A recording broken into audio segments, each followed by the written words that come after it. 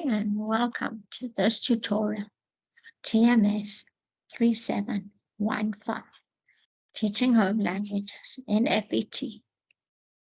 Your lecturer for this module is myself, Dr. D. Saunders. You're welcome to email me at esanded@unisa.ac.za. Today we're going to be discussing Learning Unit 3, Part 4, Teaching Home Languages in FET. This is found on page 47 to 83, tutorial letter 501.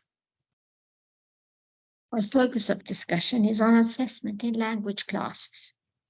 To begin, we're going to discuss what is assessment. Assessment is the act of gathering information daily in order to understand individual learner needs. It is the process of documenting, usually in measurable terms, the language knowledge, skill, attitudes, and beliefs that learners hold. It is important since teachers use it to decide whether individual learners are progressing specific aspects of the curriculum. It is the ongoing process of gathering, analyzing, and reflecting on evidence to make informed and consistent judgments to improve future student learning. Assessment helps teachers to discover certain methods or materials while working in the classroom. Task 1. Please complete the following table. The first part of the table asks you to discuss reasons to assess learners' language, and then to explain what you will do with each of the reasons that you have given, what you will do with these results. Please discuss with your fellow students. There are 3 purposes of assessment. Assessment for learning. This occurs when teachers use inferences about learner progress to inform their teaching. This is formative assessment. It establishes a classroom culture, encourages interaction and the use of assessment tools. It also occurs throughout a learning sequence and is planned. Teachers design teaching and learning activities. It involves teachers sharing learning intentions and explicit assessment criteria with learners. In assessment for learning, teachers and learners are setting and monitoring learner progress against learning goals. It requires teachers to ascertain learners' prior knowledge, conceptions, and misconceptions. It's assessment for learning. Now focus on assessment as learning. This occurs when learners reflect on and monitor their progress to inform their future learning goals. Formative assessment. It involves learners monitoring their learning and using feedback from this monitoring to adjust and change their skills and understanding. It establishes learners' roles and responsibilities in relation to their learning and assessment. It empowers learners to consider strategies for learning and involves self-assessment and peer assessment. It is assessment as learning. And the third type, assessment of learning.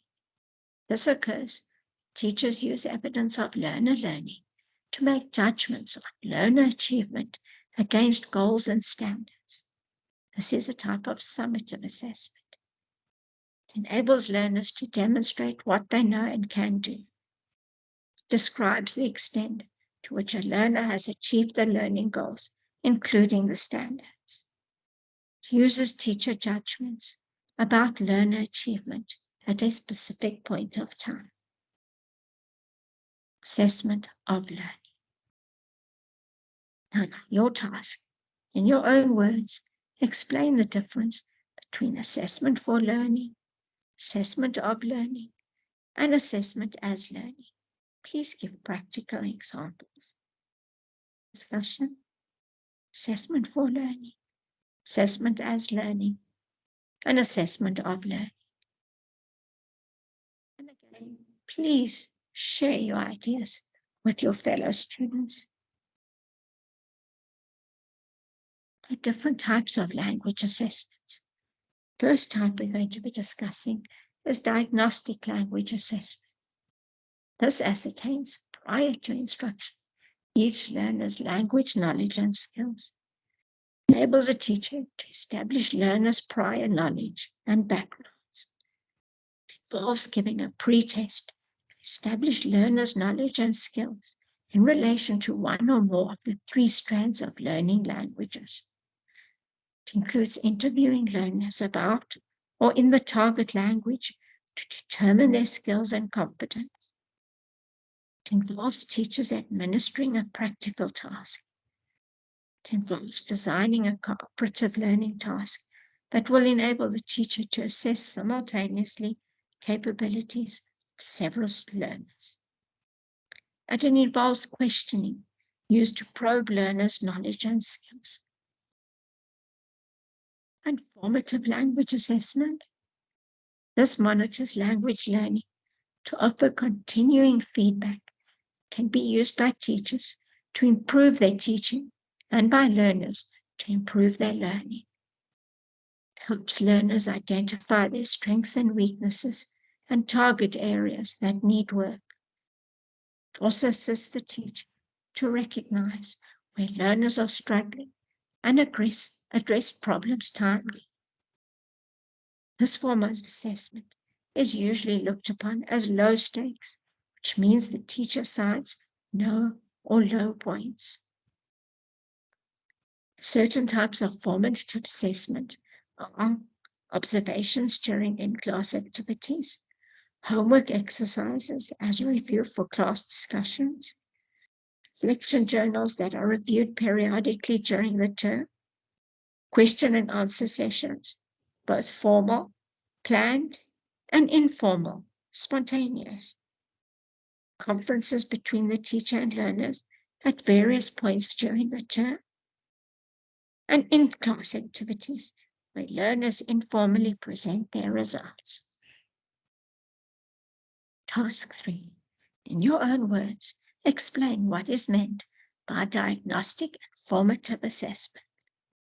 Remember our discussion. Diagnostic language assessment and formative language assessment. Please share your ideas with our fellow students.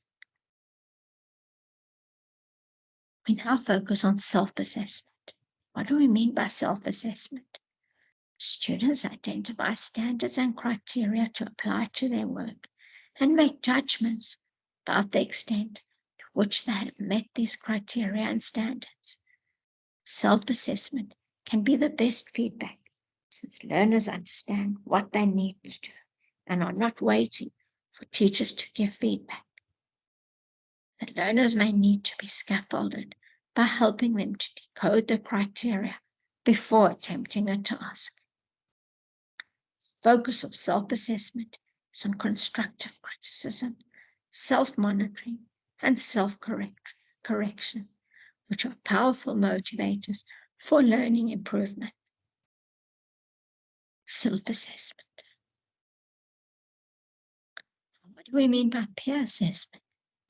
This is a group activity that allows learners to evaluate the work of their peers, takes the attention from the teacher, puts the learners at the center of the classroom so they become actively involved in their learning. Learners need to be taught the skills of collaboration in peer assessment. Teachers have to be effective modelers who can show their learners what good work looks like, how to produce such work, and how to evaluate and give feedback on pieces of work in an independent, effective fashion. Peer assessment. Task now, task 4.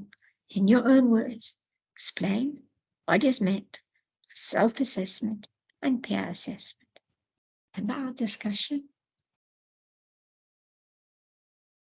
Please share your ideas with our fellow students. Our thinking stop for this lesson of Learning Unit 3. Think of your own school years. When did your teacher use assessment for? Assessment as? and assessment of learning. Give some examples of why these were used. When would you use assessment for, as, and of learning in your own home language classrooms? Please share your views on the discussion forum. And of course, please comment on the other posts from our other group members. Super job. Well done. You've completed part 4, Learning Unit 3, Teaching Home Languages in the FET phase. Thank you for joining this tutorial.